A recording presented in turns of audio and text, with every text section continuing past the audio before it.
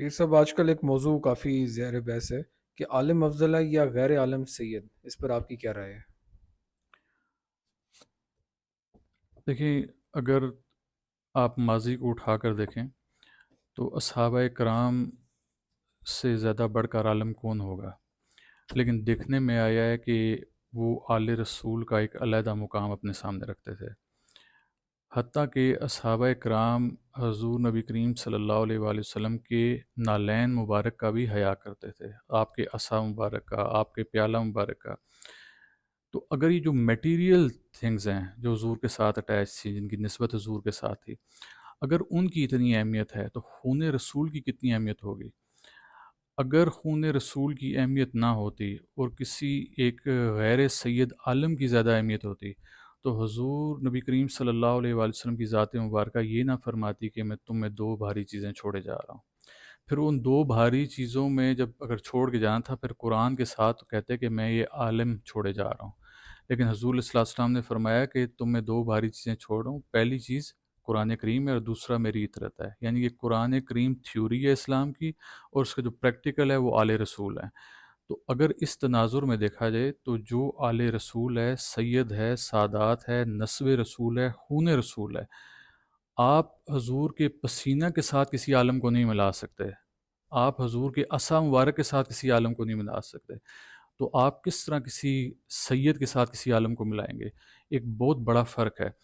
اگر آپ دیکھا جائے ماضی میں جب حضور نبی کریم صلی اللہ علیہ وآلہ وسلم کے سامنے اصحابہ کرام کی جماعت موجود تھی تو آپ نے فرمایا کہ تم میں سے کوئی شخص اس حالت میں مرے کہ وہ روزے سے ہو، مقام ابراہیم اور حجر اسود کے درمیان وہ فرض نماز ادا کر رہا ہو، لیکن اس کے دل میں میری آل سے متعلق بغض ہو، تو سیدھا جہنم میں جائے گا۔ اب یہاں پر یہ دیکھنے میں آ رہا ہے کہ کسی عالم کی وجہ سے آپ کا نماز اور روزہ ضائع نہیں ہو رہا یا دیگر کوئی عبادت ضائع نہیں ہو رہی، لیکن کسی سید کے بغض کی وجہ سے آپ کا نماز، روزہ، یہ سب ضائع ہو جائے گا اور وہ شخص جہنمی کہلائے گا۔ اگر جو لوگ اس میں کسی عالم کو غیر عالم سید پہ فوقیت دینے کی کوشش کر رہے ہیں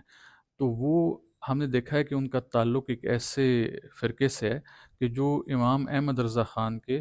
فالوور ہیں۔ تو پھر وہ امام احمد رضا خان کی اپنی تصنیف کو کہاں پر لے کے جائیں گے؟ جہاں پر ایک واقعہ واضح طور پر موجود ہے، جہاں پر ایک سید امام احمد رضا خان صاحب کی پالکی کو اٹھا کر لے کے جا رہا تھا، تو جب ان کے علم میں اس بات کو لایا گیا تو آپ اترے اور آپ نے ان سے معافی طلب کی، اور ساتھ ہی کہا کہ یہ قصور تب معاف ہوگا کہ جب اتنا ہی قدم آپ پالکی میں بیٹھیں گے اور میں اس کو پیدل لے کے چلوں گا۔ اب اگر انہی لوگوں سے جو اس سیکٹ سے تعلق رکھتے ہیں، اس فرقے سے تعلق رکھتے ہیں، اس ذہن سے، اس سوچ سے تعلق رکھتے ہیں، اگر ان سے پوچھا جائے کہ آپ کے جو امام ہیں احمد رضا خان بریلوی، اگر وہ ایک سید کو، کیا وہ غیر عالم تھے؟ کیا ان کے پاس علم نہیں تھا؟ ایک طرف آپ ان کو اتنا بڑا عالم مانتے ہیں کہ آپ ان کو صحابہ کرام سے اوپر لے جاتے ہیں، اہل بیت اطہار سے بھی اوپر لے جاتے ہیں، یعنی کہ ماضی کے جتنے علماء تھے ان سب سے زیادہ اگر آپ کسی کو فوقیت دے رہے ہیں تو امام احمد رضا خان کو دے رہے ہیں، اسی لیے آپ نے مسلک رضا بھی نکال لیا۔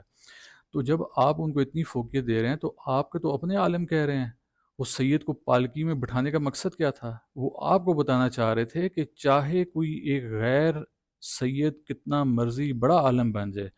وہ سید زادے کا مقابلہ نہیں کر سکتا، وہ سید زادے سے افضل نہیں ہو سکتا، نہ وہ علم و مرتبے میں آگے ہو سکتا ہے نہ کسی اور چیز میں۔ اگر علم و مرتبے میں آگے ہو سکتا تو حضور علیہ السلام اپنی اطرت کا ذکر نہ فرماتے۔